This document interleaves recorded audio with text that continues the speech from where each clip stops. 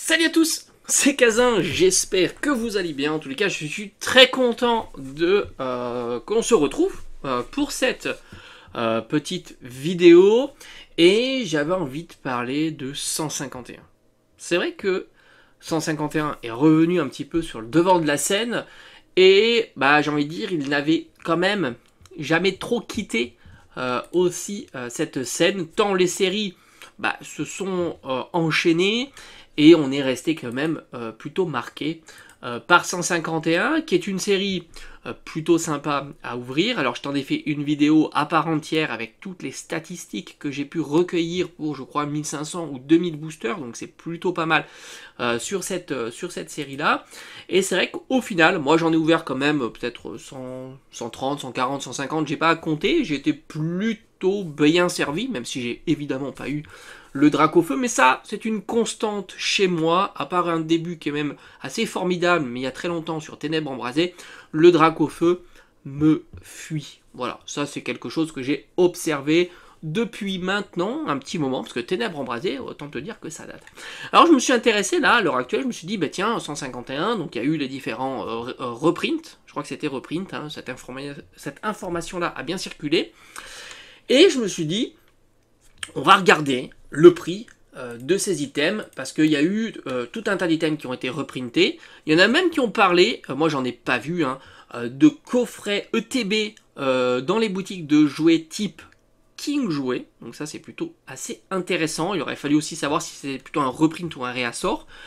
Mais c'est plutôt intéressant, et je me suis dit, bah tiens, je vais regarder un petit peu les prix du scellé, à combien on peut le trouver. Alors je check souvent quelques sites comme eBay, ou alors plus facilement Card Market, qui recense un petit peu tout ça. Et enfin, je me suis dit, bah tiens, là on est sur une série .5, je vais regarder nos voisins, parce que c'est intéressant aussi de comparer. Alors nos voisins, on va dire directs, par exemple, espagnol, italien, allemand, anglais. Alors anglais, il faut prendre avec des pincettes certainement par rapport à la quantité de printés, parce que le marché anglais est aussi fortement certainement impacté par le marché américain. Je pense que c'est une variante qui est... Enfin, c'est pas si simple d'introduire tout ça, mais on va regarder. Je me suis dit, on va regarder, et j'étais assez surpris. Je t'avoue que franchement, j'ai été même très surpris, et j'ai l'impression que par chez nous, c'est toujours plus cher, quoi. C'est vraiment habituel. Non pas en Day One, mais surtout après. Ça, c'est sûr. Et sur les cartes, c'est souvent très classique aussi. Je t'en avais parlé sur les cartes. Les cartes, elles sont souvent bien plus bon marché que par chez nous. Alors, est-ce que les prints sont... Alors, franchement, c'est des paramètres que j'ai pas, ça c'est sûr. Est-ce qu'il y a moins de prints sur nos voisins, ou plus de prints plutôt, ce qui expliquerait les prix moins élevés. Le taux de drop aussi, est-ce que ça serait si différent que ça? Bon, et pourquoi alors pour nous, ça soit printé moins et taux de drop moins avantageux? Ce serait quand même assez fou. Alors pour te fixer une petite idée, je suis allé voir la dernière série. Je me suis dit, dernière série, force temporelle, un tripack. Alors j'ai regardé là, vite fait, quoi, tripack, les premiers prix. Je t'avoue. Alors après, il faut rajouter les frais de port. On n'est pas là trop pour parler de prix, mais de comparaison de prix, c'est pas pareil. Donc j'ai l'impression qu'un tripack anglais, c'est à peu près 12 euros. Voilà, je parle de plus le moins cher. Un tripack allemand, c'est à peu près 12 euros. Un tripack français, j'en ai trouvé à peu près à 12 euros aussi. Donc c'est plutôt équivalent. Allemand, anglais, français. On aurait pu regarder un petit peu plus loin, mais j'ai l'impression que j'ai plus de mal à trouver. Alors italien, on a l'impression que j'ai une quinzaine d'euros. Bon, c'est plutôt aussi... alors c'est plus cher, italien, mais c'est plutôt cohérent par rapport au prix. Après j'ai regardé l'ETB. L'ETB, force temporelle. Alors, verre de fer, par exemple. Là, c'est hallucinant. Anglaise, 30 euros. Ça, c'est assez fou. Très. Vraiment, anglais, les tarifs, c'est les plus avantageux. Allemand, c'est quand même 36 euros.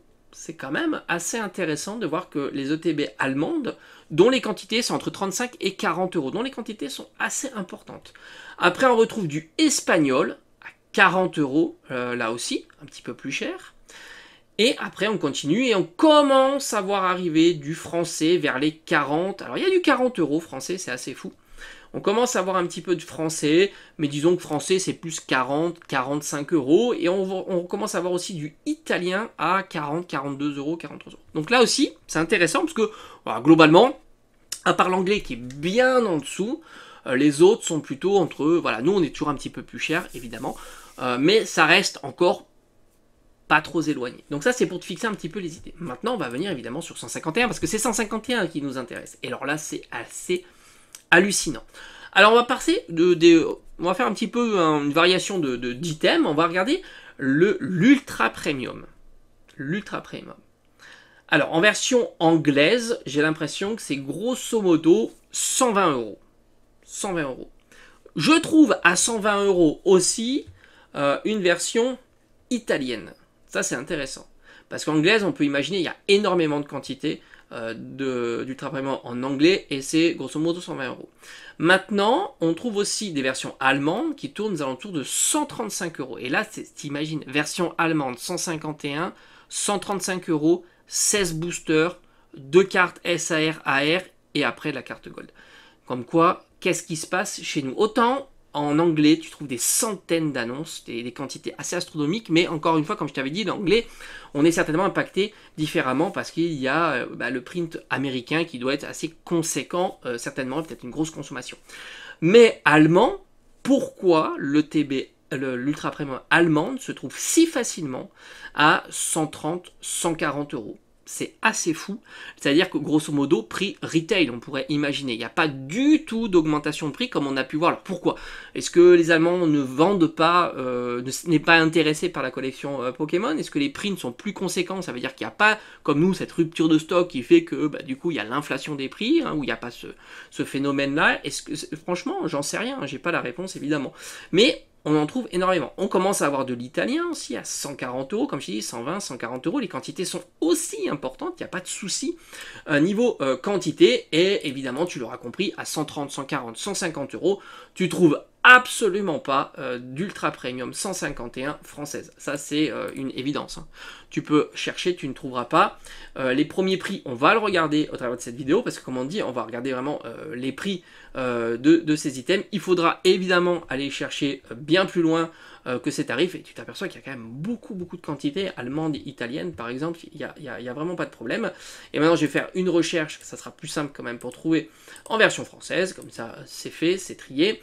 Et là, tu t'aperçois que, évidemment, il ne faut pas moins de débourser de 240 euros, donc 100 euros plus cher qu'une version, on va dire, européenne qu'à nos voisins. On est à 140 euros pour un item comme ça. Et là aussi, si tu regardes, les stocks sont pas si faibles. Tu retrouves on va dire grosso modo, des dizaines d'annonces. Mais les prix sont beaucoup plus importants. Première interrogation, pourquoi l'ultra premium est très cher chez nous, pas du tout cher chez nos voisins? On va regarder aussi le TB, c'est intéressant le TB. Alors là c'est ultra flagrant, c'est encore pire. Le TB, nos voisins par exemple espagnols les proposent aux alentours de 45 à 50 euros avec des bonnes quantités. Tu regardes, il y a quand même bonne quantité. Pareil pour une version allemande que tu trouves dans les 50 euros, donc au prix on va dire retail. Anglais tu trouves aussi à 50 euros et tu continues comme ça. Tu trouves vraiment pas mal de ces items là. En version donc allemande, espagnole et en version anglaise. Pas l'ombre évidemment d'une ETB en version française. Là aussi, on est complètement déconnecté du prix retail, alors que nos voisins, eux, peuvent trouver ce genre d'item au prix standard évidemment. Alors évidemment, ça va s'appliquer sur tous les items. Nous, si tu veux commencer à avoir des ETB 151, je précise, c'est toujours hors frais de port, faut aller à 125 euros. Oui, 125 euros. Bon, enfin, je pense que là, t'es habitué, hein, t'es un pro de 151 si tu écoutes cette vidéo. Tu vois, on est à 125 euros, alors que nos voisins, là aussi, les quantités sont plus importantes et le prix est ultra bon marché.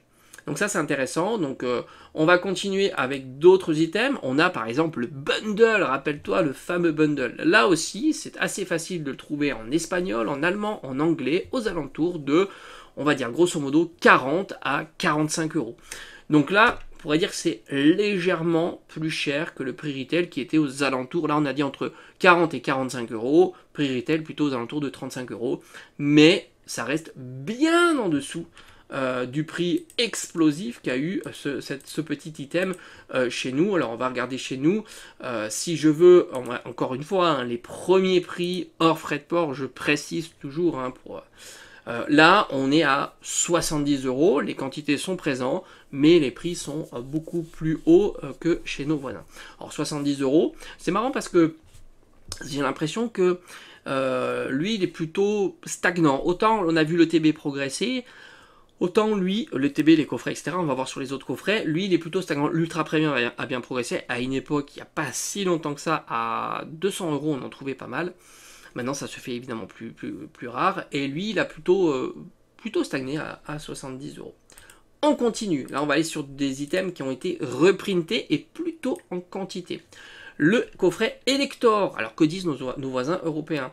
Là, c'est pareil. Anglais, on est grosso modo entre 20 et 25 €. Mais on pourrait rajouter aussi du stock espagnol, allemand aussi. Donc ça, c'est assez fou de retrouver ce genre d'item au prix complètement retail. Mais franchement, 151, est-ce qu'on est les seuls à avoir apprécié cette série-là, à s'être précipité pour ouvrir des boosters? On peut se poser la question. Alors maintenant, il y a eu du reprint. Est-ce que ce coffret, rappelle-toi, au plus haut qu'il était, il était aux alentours de 50 à 55 €, un peu plus de 12,50 € du booster. Maintenant, est-ce qu'il a un petit peu diminué par le fait qu'il y a eu quand même pas mal de professionnels qui ont eu du stock et qui sont là donc pour les écouler assez rapidement. Et par conséquent, oui, il y a une belle diminution puisque les premières annonces se situent aux alentours de 40 € avec une certaine, plutôt pas mal de quantité. On va dire, si je devais donner une fourchette de prix, on est entre 40 et grosso modo 50 € et tu as de belles quantités à ce genre de prix alors qu'on était plus facilement entre 50 et 55 €. Donc on observe une petite décote. Alors je dirais que c'est certainement temporaire, sauf si Asmodée, Pokémon Company s'amuse à nous printer tous les quelques mois et à nous mettre surtout ce message qu'il y aura des stocks tous les quelques mois. Hein. On verra, on va le suivre évidemment. Mais en tous les cas, c'est notable. Il y a eu cette petite diminution de prix. C'est une petite diminution de prix, mais somme toute notable. Et à 40, 45 €, c'est pas prix d'assaut et complètement stock out. Ça aussi, il faut le prendre en compte. Si ça veut, demain je referai la même vidéo. Il y aura toujours les mêmes vendeurs qui proposeront la même quantité d'items proposés. On va regarder évidemment le coffret à la Kazam que j'adore. Alors là, c'est pareil. Hein. Le coffret est à 22 jusqu'à 25 €. Sans surprise, hein, évidemment, allemand, anglais aussi. Alors je trouve moins de stock espagnol, bon, mais on a un petit peu d'italien, donc voilà, tu t'aperçois qu'il y a quand même nos voisins le proposent. Et maintenant, on va voir si... Alors il est un petit peu moins cher que le coffret Elector. L'Elector était plutôt entre 50 et 55, voire même un bon 55. Le coffret à la Kazam était plutôt aux alentours de 50 €. Et là, on est à peu près pareil que le coffret Elector. Grosso modo, les premiers prix se situent à 40 €, jusqu'à avec une belle quantité aux alentours de 45 €. Voilà.